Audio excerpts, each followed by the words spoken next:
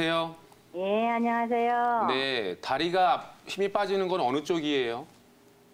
원래는 오른쪽이 더 아팠었는데요. 네. 지금은 왼쪽도 더 아프고 다 양쪽 다 아프고요. 아, 지금은 양쪽이 다 그러세요? 예, 네. 다 아프고 다 다리도 터지고 그냥 살 수가 없어요. 그래서 병원에 가면 진통제만 줘요. 두 번째 신경이 막혔다고 수술하셨을 때 예, 그때도 사진을 찍으셨어요, MRI를? MRI 찍어가지고 다 아래서부터 위까지 다 목 있는 데까지 다 찍었거든요. 네네. 그때는 왜 그랬었냐면 이렇게 앞으로 이렇게 걸어가려고 해도 앞으로 무릎이 꺾여서 넘어지고요. 가만히 서서 테레비 봐도 앞으로 팍 그냥 넘어졌었어요. 네, 어머니, 이 경우에요, 어머니. 예. 그 재발한 부위가 수술한 부위, 10년 전에 수술한 부위예요? 아니면 다른 부위예요? 어떤 부위가요? 두 번째 한 수술 부위가요? 네네. 첫 번째 한 거는 3번, 4번 네네. 했고요. 두 번째 한 데는 11번 거기 했어요, 위에. 11번이요? 예. 아, 그러면 어머니 지금 제가 판단할 때는요, 우리가 예. 허리 수술을 했을 때 오해를 하는 예. 게 뭐가 있냐면요. 한 가지는 허리 수술을 하면 예. 완벽하게 모든 게 다 좋아진다라고 생각을 하는 거예요. 그래서 수술을 하고 걸어 나간다라고 하는 걸 너무 좋아하는 그런 분들이 계시는데요. 이건 정말 오해고요. 더 나빠졌어요, 저는. 네, 수술을 하면 수술한 부위의 척추 주위의 근육하고 인대가 다 손상이 돼요, 어머니. 예, 그래가지고 더 아파요, 궁뎅이 그런 데가 아주. 그냥. 네, 그래서 그거가 첫 번째 오해고요. 따라서 수술한 후에도 바른 자세를 하고 허리에 좋은 운동을 많이 하셔서 허리 주위의 근육을 튼튼하게 하시는 게 중요하고요.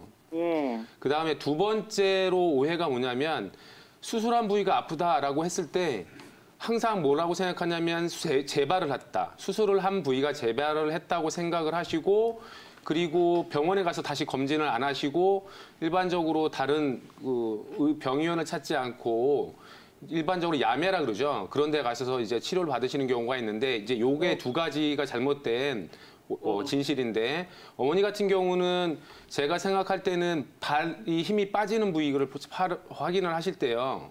예. 특별히 발가락이 더 아프신 부위가 있지 않으세요? 발가락이요. 발등이 아프세요? 바닥이 아프세요? 엄지발가락 여기 통내밀인데 네. 거기가 아파요. 그러면 제가 생각할 때는 어머니 수술하신 3, 4번 부위가 아니라 4, 네. 5번 부위가 더 많이 눌렸을 수도 있어요.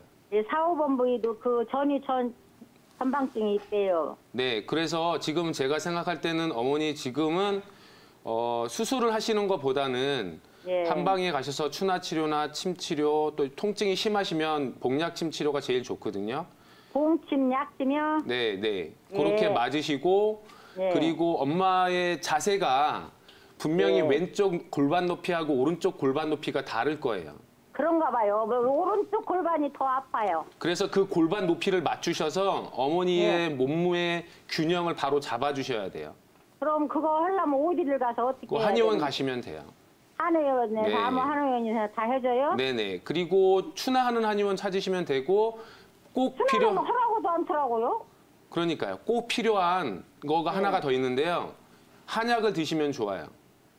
네, 근육하고 신장을 보호해서 뼈와 근육을 튼튼하게 하는 그 한약을 반드시 병행을 하시고 그리고 추나 치료 받으셔서 양쪽 골반 높이 맞춰 주시면 그러면 저기 추나치료는 양쪽 골반 높이를 맞추는 거예요? 네네. 그래서 균형을 맞춰 주시면 돼요. 삐뚤어져서 그런지요. 여기 이 쇄골뼈가 네네. 다른 쪽만 톡 튀어나왔어요. 그게 엄마 몸의 균형이 깨진 거예요. 이제 어머니 잘 근데- 알아들으셨죠?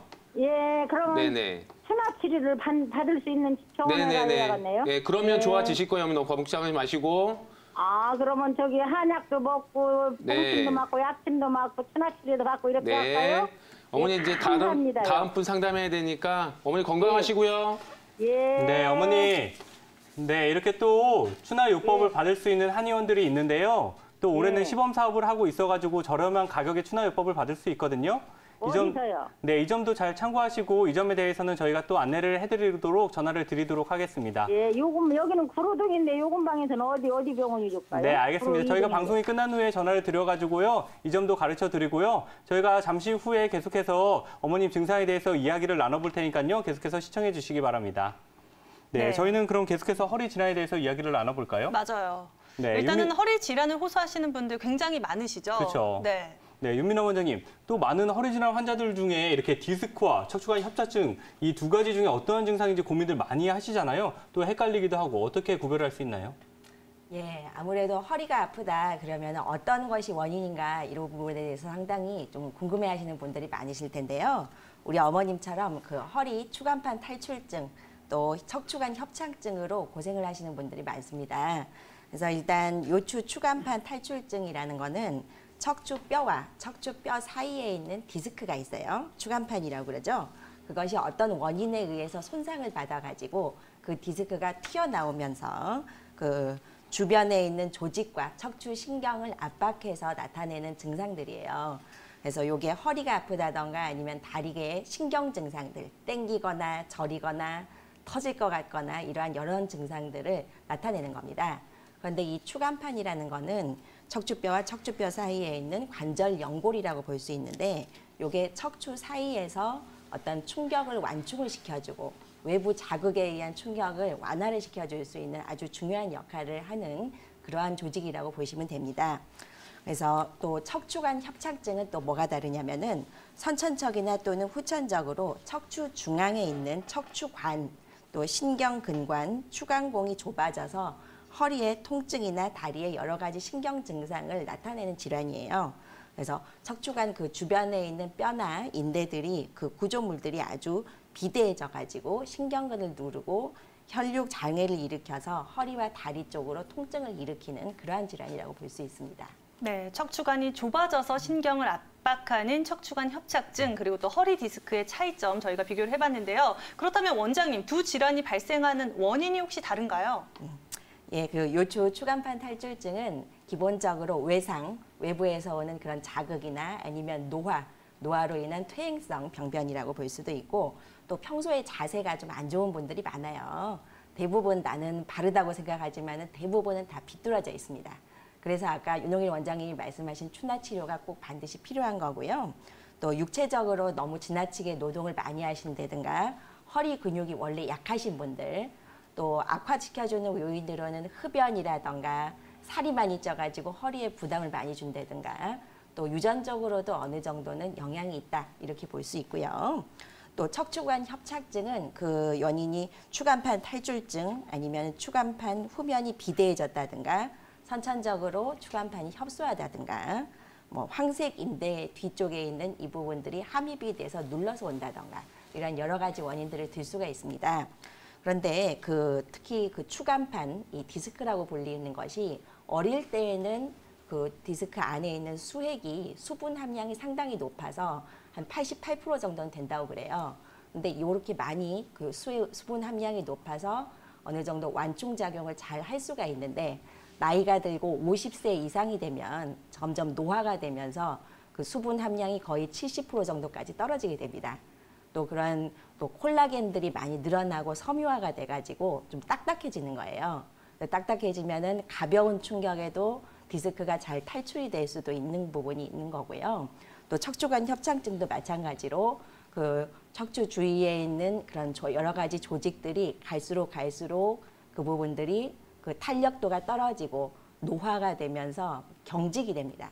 그래서 사실은 이런 것들이 한의학적으로는 신장 그쪽에 있는 정혈이라던가 기운들이 나이가 들수록 점점 빠져나간다, 부족해진다 이렇게 표현을 할 수도 있을 거예요.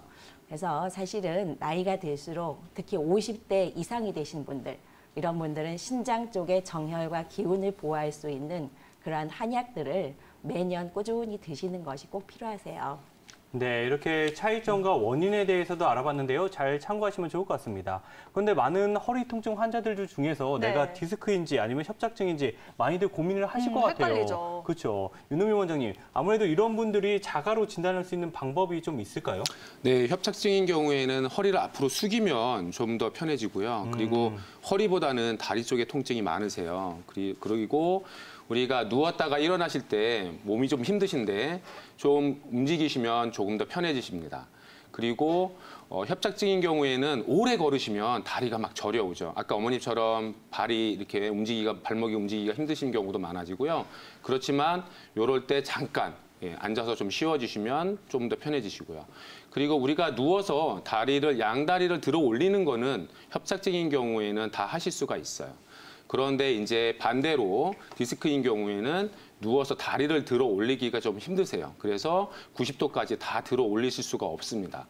그리고 디스크인 경우에는 앉아서 이렇게 허리를 굽히면 통증이 더 심해져요. 더 심해지고, 그리고 누웠을 때는 편하신데 이제 일어나서 조금 편하시지만 누워서 걸으시면 일어나서 움직이면 좀 아프시고, 그리고 걸으시면 편한데 또 앉아서 좀 수그리면 다시 좀 더 아파지시는 증상이 있습니다.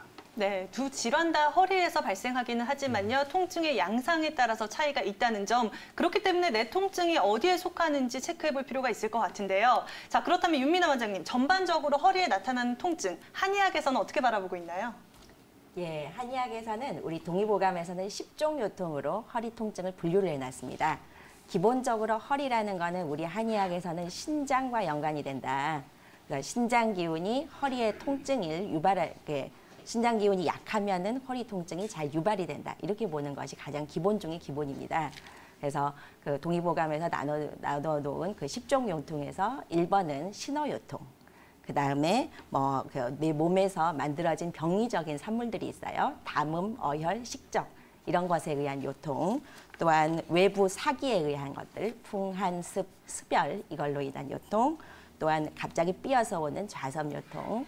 또 스트레스 때문에 기운이 울체가 돼서 오는 기요통. 이러한 10가지 10종 요통으로 구분을 해보고 있는데 그 여러 가지 어떤 그 변증에 따라서 원인에 따라서 한의학적인 치료 방법들이 다 다르세요. 특히 한약이 그러한 여러 가지 방법들 중에서도 가장 으뜸이 되는 치료법이기 때문에 허리가 아프신 분들, 특히 어르신들은 꼭 꾸준히 드시면서 침, 봉침, 추나 등의 여러 가지 치료를 받으시는 것이 중요합니다.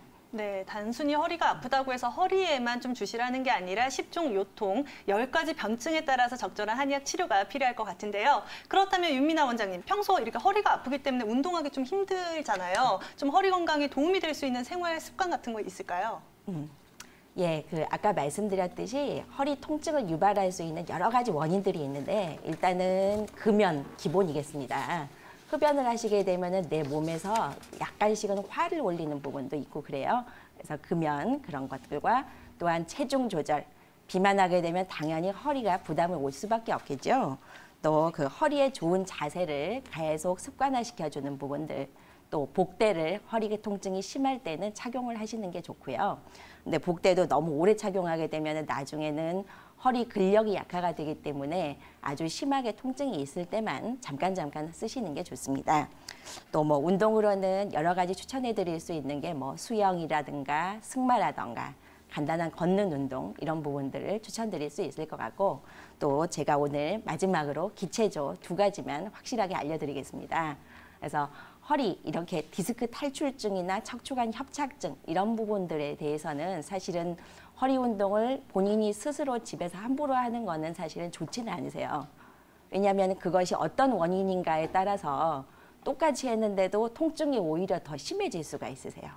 그래서 이런 부분들은 아무래도 가까운 한의원이든 이런 데 가셔서 자세하게 상담을 받으시고 나에게 맞는 운동을 추천을 받아서 하시는 게 필요하시고요.